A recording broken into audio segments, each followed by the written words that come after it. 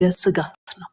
ትላንትና ምንድን ነበር ይላል፣ ነገ ደግሞ ምን ሊሆን ይላል። እግዚአብሔር ግን የአሁን አምላክ ነው። ዘላለም ማለት ነገ ስትሄድ ገነት የምታገኘው ህይወት ሳይሆን እዚህ ነው የምትጀምረው። እና ሁልጊዜ በመንፈስ ሆነህ የእግዚአብሔርን ነገር እያሰላሰልክ አሁንን ስትኖር በጣም አመስጋኝ ትሆናለህ። ትላንትና ላይ በጣም ከብዙ ችግር ያዳነህ እግዚአብሔር ታማኝ ነው፣ አሁንም አለ። አንተ በፍቅራችሁ ሰዎች ያውቋችኋል እንደሚል ለሰዎች ማልቅ ፍቅር ለመስጠት ገባህ። በፊትም ታረጋለህ ሰዎችን ስትረዳ ምናምን አውቃለሁኝ።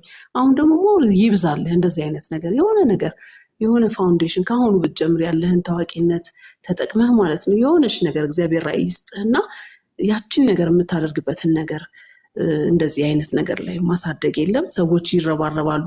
በጣም ብዙ መጥፎ ጎን ብቻ ሳይሆን ደግሞ ኢትዮጵያውያን በጣም ጥሩ ጎን አለን፣ በጣም ደስ የሚል ጎን አለን። እኛ የምንወዳትን የምናልማትን ኢትዮጵያም ራሱ ለመስራት ገባ ከዳነ ህዝብ ምንድነው የሚጠበቀው ብለህ ካልከኝ የመተባበሩ የመፈቃቀሩን ነገር ሊያዳብር፣ ጓደኝነትን ሊያመጣ የሚችል ነገር፣ መስማማትን ሊያመጣ የሚችል ነገር በዚህ ተጽዕኖ መስራት ትችላለህ።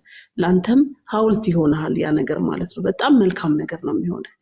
ስለዚህ በደንብ አድርገህ ጸልይና ምን ላይ ቢሆን ይሻላል ብለህ ስፔሲፊክሊ የሆነች ነገር ገብቶሃል የምታደርገው ነገር ወይ አላቅም የሆነ በአመት አንዴ ለልጆች ደብተር ትምህርት ቤት መስራት ይሆናል፣ ወይ የጉድጓድ ውሃ እንደዚህ የሚያወጡ አሉ አይደለ አውሮፓውያን የሚሰሩት ነገር። እኔ አንተ እንደምትችል ስለማምን ነው። ከዛ ያችን ሴንተር አድርገህ በዛው ደግሞ ኦንዘዌ ወንጌሉን እየተማርክም እያስተማርክም፣ ምክንያቱም ተሰርተህ ነው ደግሞ ሌሎችን መስራት የምትችለው። አንተንም በደንብ አድርገው የእግዚአብሔርን ቃል የሚመግቡ ሰዎች ዙሪያ እንደሚኖሩ አስባለሁኝ። ከነ ቡርቴም ጋር በጣም ጥሩ እንትን እያለህ ነው ሰማለሁኝ። እንደዚህ እያደረክ ብቻ በጣም ብዙ መልካም ነገሮችን ማድረግ ትችላለህ። ኢንፍሉዌንስ ቀላል አይደለም።